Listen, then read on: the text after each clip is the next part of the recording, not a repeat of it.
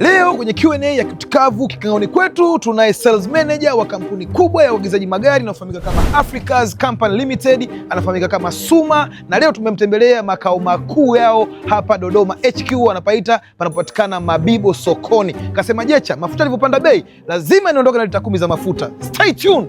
Kutikavu na Jecha Malundo. Na Suma, mambo vipi ndugu yangu? Poa vipi mzee? Poa poa. Basi tuna maswali machache sana tukuulize. Tunaomba tupatie kirefu cha D4D, sawa?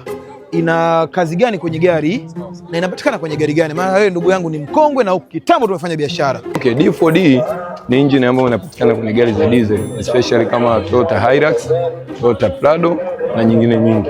Kirefu chake umeshindwa? Kirefu nimechemka. Mkubwa Suma nasema leo amejitahidi nusu ya swali japo hajalipatia lote, na leo atachezea nusu ya mafuta tunayotoa kwa watu tunaofanyia challenge.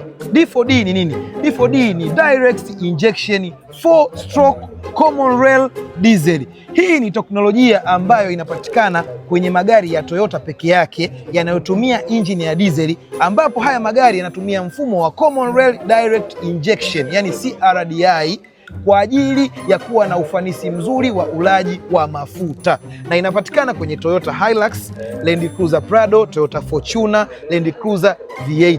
Kazi yake ni kufanya gari iwe na ulaji mfupi sana mdogo wa mafuta, iwe na nguvu pindi inavyopandisha milima ikiwa imebeba mizigo ama rough road, na kingine inapunguza moshi na uchafuzi wa mazingira.